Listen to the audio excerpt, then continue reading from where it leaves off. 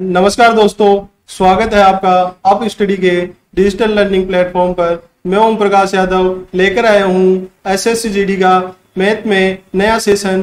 दोस्तों, SSC GD के 2022-23 का नोटिफिकेशन दिसंबर में आने की संभावना है और एग्जाम डेट उसमें बताई जा रही है कि मार्च अप्रैल में एग्जाम होने वाली है। तो इसी को मद्देनजर रखते हुए अपन ने पिछले सेशन में एसएससी जीडी के सिलेबस का विस्तार पूर्वक चर्चा कर ली है और मैं आज आपके मध्य में उसी सिलेबस में मैथ पढ़ाने जा रहा हूं, जो मैथ का विस्तार पूर्वक अध्ययन करेंगे। दोस्तों, वैसे तो मैथ से आने वाले क्वेश्चन सभी टॉपिकों से आते हैं, लेकिन नंबर सिस्टम एक ऐसा टॉपिक है जिसमें से एसएससी जीडी में 2 या 3 क्वेश्चन जरूर पूछे जाते हैं। तो चलिए दोस्तों, आज मैं आपके मध्य में नया टॉपिक नंबर सिस्टम लेकर आया हूं। दोस्तों, आज नंबर सिस्टम का आरंभ करने जा रहे हैं। नंबर सिस्टम वैसे तो एक बहुत बड़ा टॉपिक होता है दोस्तों, लेकिन एसएससी जीडी को मद्देनजर रखते हुए अपन एसएससी में नंबर सिस्टम का अध्ययन करेंगे, जिसमें लगभग अपन 8 पार्ट में नंबर सिस्टम का अध्ययन करने जा रहे हैं। दोस्तों, जो मोस्टली क्वेश्चन पूछे जाते हैं उनको मद्देनजर रखते हुए प्रीवियस ईयर और आगामी एग्जाम में कौन से क्वेश्चन पूछे जा सकते हैं, इसी प्रकार चर्चा करेंगे। दोस्तों, नंबर सिस्टम नंबर्स का मतलब होता है दोस्तों संख्याएं, और अर्थमेटिक में संख्याएं ही अर्थमेटिक की जान होती है। जिस विद्यार्थी को या कैंडिडेट को नंबर्स का पता या ज्ञान होता है वह अर्थमेटिक के क्वेश्चन बड़े ही आसानी से कर लेता है, क्योंकि नंबर संख्याएं ही अर्थमेटिक की ज्ञान होती है। दोस्तों, तो चलिए शुरुआत करते हैं नंबर्स का। संख्याएं 2 प्रकार से होती हैं दोस्तों। एक होता है वास्तविक संख्या, एक होता है अवास्तविक संख्या, या अवास्तविक संख्या को ही काल्पनिक संख्या, इमेजिनरी संख्या भी बोला जाता है। दोस्तों, काल्पनिक संख्याएं वह संख्याएं होती हैं जिनमें आयोटा का उपयोग किया जाता है, जो आयोटा का उपयोग कॉलेज वगैरह की स्टडी में ही आता है। अपने वर्तमान के कंपटीशन में एसएससी जीडी वगैरह इनमें अवास्तविक संख्याओं का क्वेश्चन नहीं आता है, इसलिए अवास्तविक संख्याओं का अध्ययन नहीं करेंगे। दोस्तों, अपन वास्तविक संख्याओं का विस्तार पूर्वक अध्ययन करेंगे। दोस्तों, वास्तविक संख्याएं कई प्रकार की होती हैं, या वास्तविक संख्या में कई प्रकार की संख्याओं को काउंट किया जाता है, जैसे प्राकृत संख्या, सम संख्या, विषम संख्या, भाज्य संख्या, अभाज्य संख्या। कई प्रकार की संख्याओं का अध्ययन करने वाले हैं। चलिए दोस्तों, वास्तविक संख्याओं का विस्तार पूर्वक अध्ययन करते हैं। दोस्तों, वास्तविक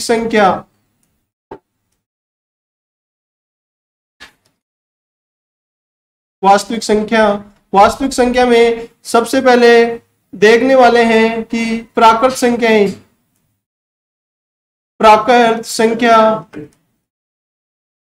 संख्याओं में उन संख्याओं को काउंट किया जाता है जो नंबर 1 से स्टार्ट होकर 1, 2, 3, 4 इस प्रकार आगे अनंत तक जो संख्याएं होती हैं उनमें प्राकृत संख्याओं को काउंट किया जाता है।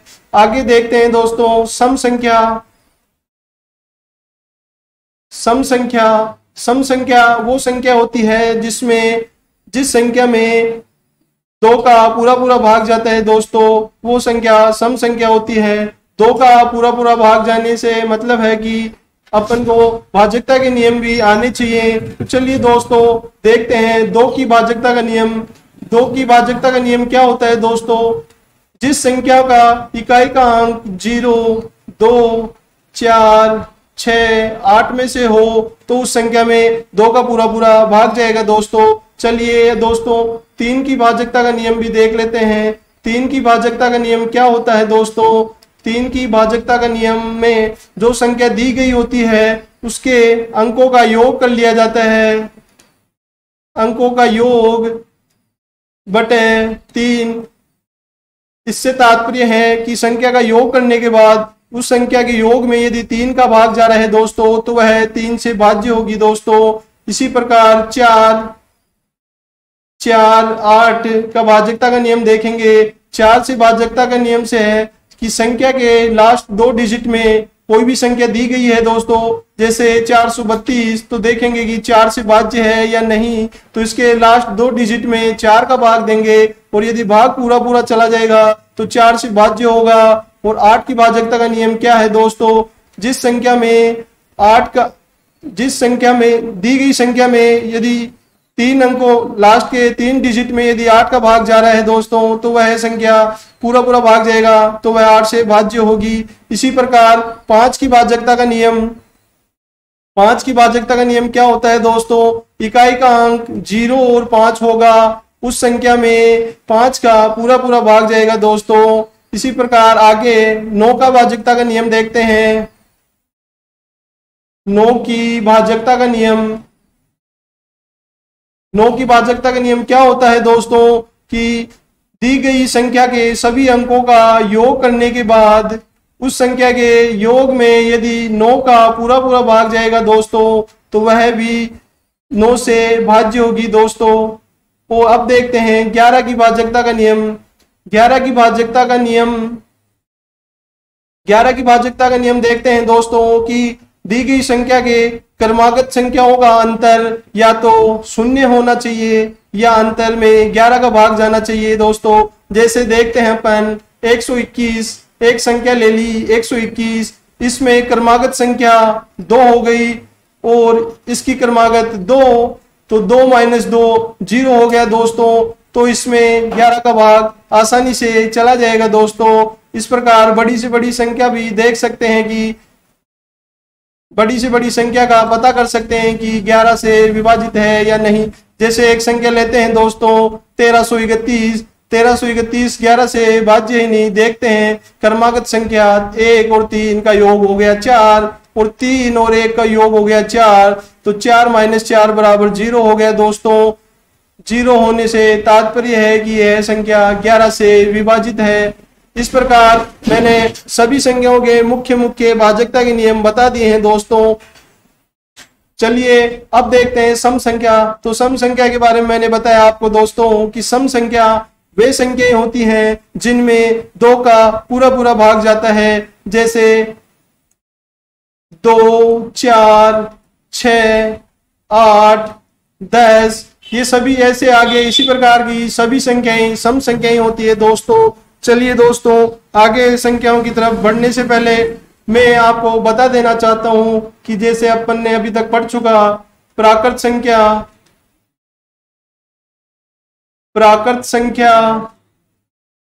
पूर्ण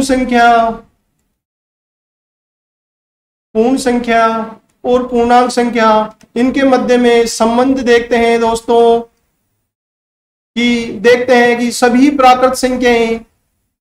प्राकृत संख्याएं पूर्ण संख्याएं होती हैं और सभी पूर्ण संख्याएं पूर्णांक संख्या होती है और सभी प्राकृत संख्याएं पूर्णांक संख्या भी होती है। ये संबंध इस संबंध से आ रहा है कि दोस्तों जैसे प्राकृत संख्या देखा 1 से स्टार्ट होकर अनंत तक होती है और पूर्णांक संख्या 0 से स्टार्ट होकर अनंत तक होती है और पूर्णांक संख्या -∞ से +∞ तक जाती हैं। तो पूर्णांक संख्याओं में सभी संख्याएं समाहित है जैसे प्राकृत और पूर्ण, इसलिए सभी प्राकृत संख्याएं पूर्ण संख्या होती हैं, सभी प्राकृत संख्याएं पूर्णांक संख्या भी होती है और प्राकृत संख्याएं पूर्ण संख्या भी होती है। हमें यह संबंध भी पता होना चाहिए। चलिए दोस्तों आगे बढ़ते हैं और अब अध्ययन करते हैं आगे की संख्या, भाज्य संख्या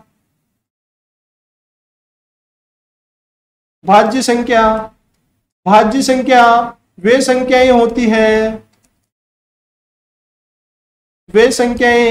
होती है जिनमें स्वयं संख्या और एक और उसके अलावा अन्य संख्या का भी भाग जाना चाहिए। अन्य संख्या का भी भाग जाना चाहिए। इससे आज से दोस्तों एग्जाम्पल लेते हैं। जैसे सबसे पहले संख्या आती है एक। एक नंबर एक संख्या दोस्तों, इसको न तो भाज्य में और न ही अभाज्य में काउंट किया जाता है। दोस्तों एक संख्या होती है जो न तो भाज्य होती है न ही अभाज्य। अब आगे की संख्या होती है दोस्तों दो, तो दो नंबर दो होता है, इसमें एक व स्वयं के अलावा किसी संख्या का भाग नहीं जा रहा, इसलिए दोस्तों यह भी भाज्य संख्या नहीं होगी। संख्या लेते हैं तीन। तीन में भी दोस्तों एक व स्वयं के अलावा किसी भी संख्या का भाग नहीं जा रहा, इसलिए भी इस संख्या को भाज्य संख्या में काउंट नहीं करेंगे दोस्तों। अब आगे का नंबर लेते हैं चार। चार में दोस्तों देखते हैं एक का तो भाग जा रहा है, स्वयं का जाएगा इसके अंदर, और चार के अलावा भी इसमें दो का भाग और जा रहा है दोस्तों, तो यह भाज्य संख्या हो जाएगी। तो अब निकल के आ रहा है कि सबसे छोटी भाज्य संख्या, सबसे छोटी भाज्य संख्या क्या होती है दोस्तों। एग्जाम में सीधा क्वेश्चन पुटअप हो जाता है कि सबसे छोटी भाज्य संख्या कौन सी होती है, तो वो नंबर चार होता है दोस्तों। चार होता है। चार के अलावा भाज्य संख्या देखेंगे अपन 6, 9, 10, 12, ऐसे इसी प्रकार भाज्य संख्याएं होती जाती है दोस्तों। चलिए आगे की संख्या देखते हैं। अब आगे अपन अध्ययन करेंगे अभाज्य संख्याओं का। दोस्तों अभाज्य संख्याओं से सबसे ज्यादा क्वेश्चन पूछे जाते हैं, इसलिए इनका विस्तार पूर्वक अध्ययन करेंगे। अभाज्य संख्याएं वे संख्याएं होती हैं दोस्तों जिनमें स्वयं और दो के अलावा किसी संख्या का भाग नहीं जाए, वह अभाज्य संख्या होती है। स्वयं व एक के अलावा किसी संख्या का भाग नहीं जाए तो वह अभाज्य संख्या होती है दोस्तों। जैसे एक तो एक संख्या न तो भाज्य है, न तो भाज्य है और न ही अभाज्य है दोस्तों। नंबर दो एक अभाज्य संख्या है दोस्तों। 3 एक अभाज्य संख्या है दोस्तों, और इसके अलावा 5 भी अभाज्य संख्या है दोस्तों। 7 भी अभाज्य संख्या है दोस्तों। इसी प्रकार आगे अभाज्य संख्याएं आती जाती है दोस्तों। एक क्वेश्चन पूछा जाता है कि दो क्रमागत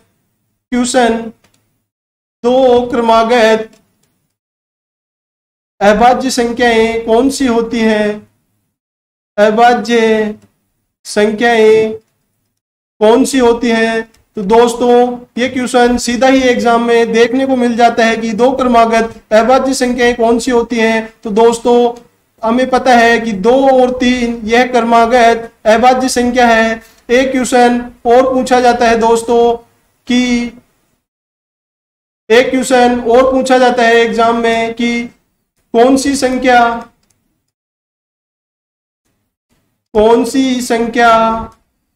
सम अभाज्य संख्या है।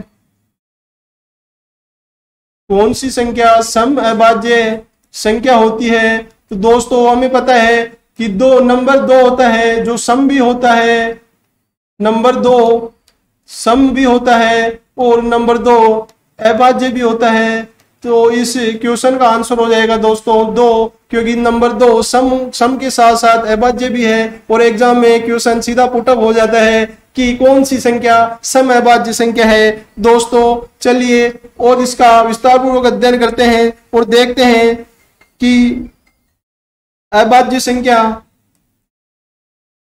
संख्याओं से इस प्रकार भी क्वेश्चन पूछे जाते हैं। जैसे 1 से 25 तक कितनी अभाज्य संख्याएं हैं।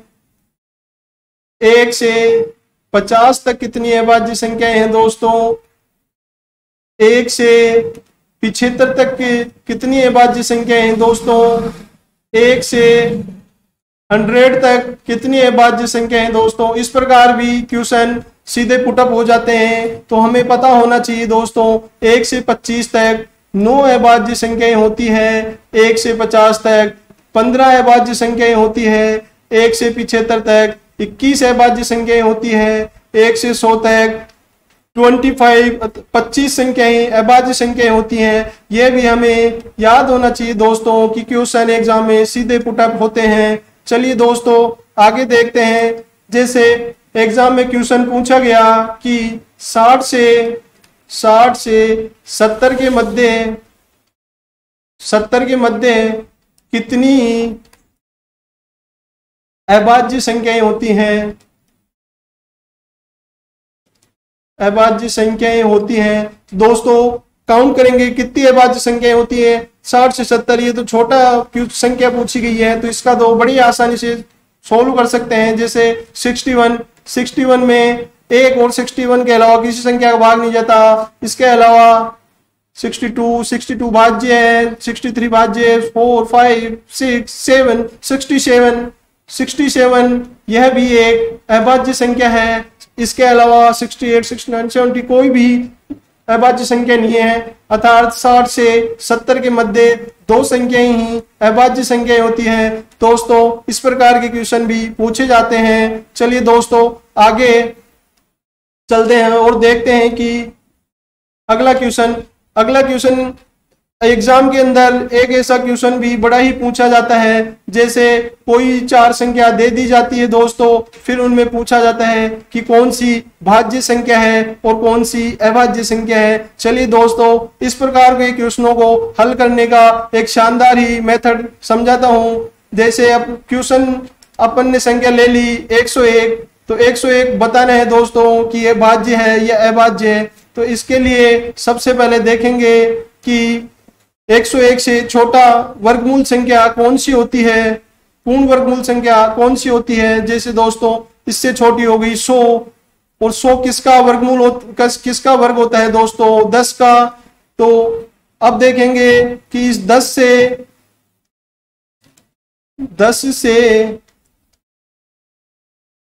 से छोटी सभी अभाज्य संख्याओं का भाग देकर देखते हैं दोस्तों।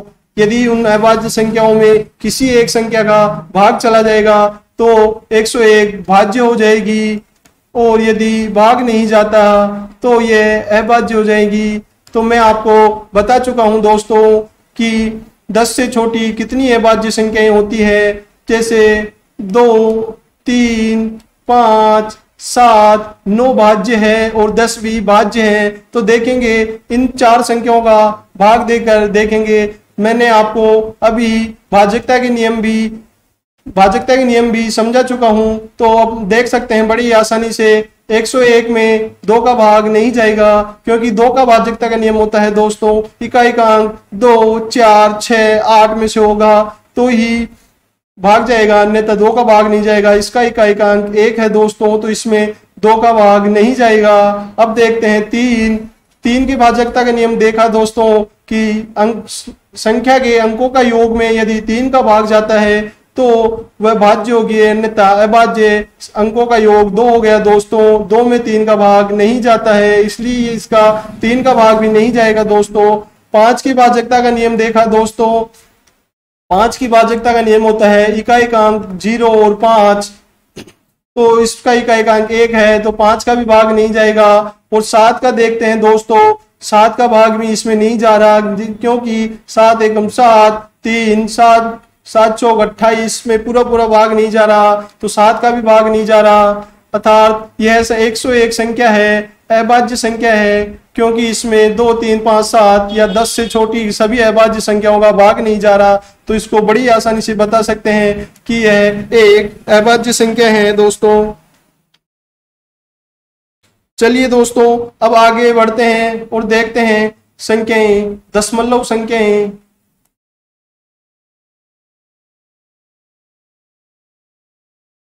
दशमलव संख्याएं मुख्यतः 2 प्रकार से लिखी जा सकती है, जिनमें परिमेय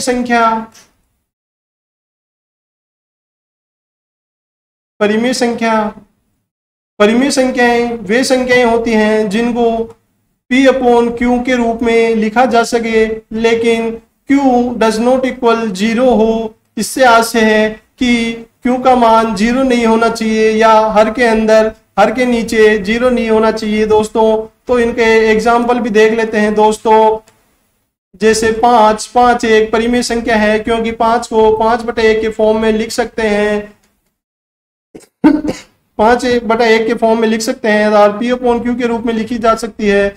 जैसे 49 हो गया दोस्तों, 22/3 हो गया, 22/7 हो गया दोस्तों। यह 22/7, वैसे तो ये 22/7 होता है जो पाई का लगभग मान होता है दोस्तों।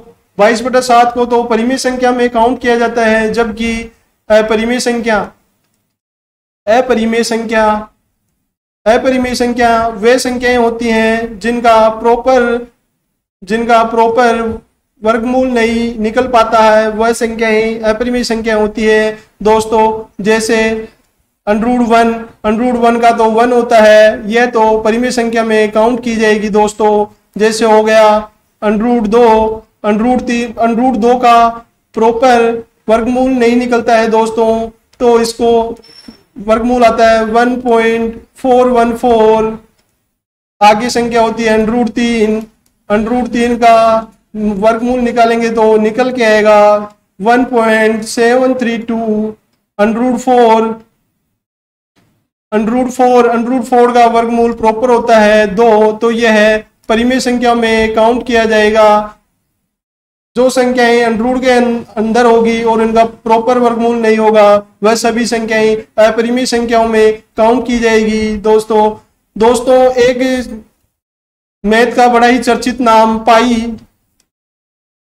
पाई होता है, जिसका हमेशा कंफ्यूजन रहता है कि यह अपरिमेय संख्या है या परिमेय संख्या है दोस्तों। तो पाई जो स्वयं होती है वह तो अपरिमेय संख्याओं में काउंट की जाती है, जबकि पाई का जो मान लगभग में होता है 22/7 वह परिमेय संख्या होता है।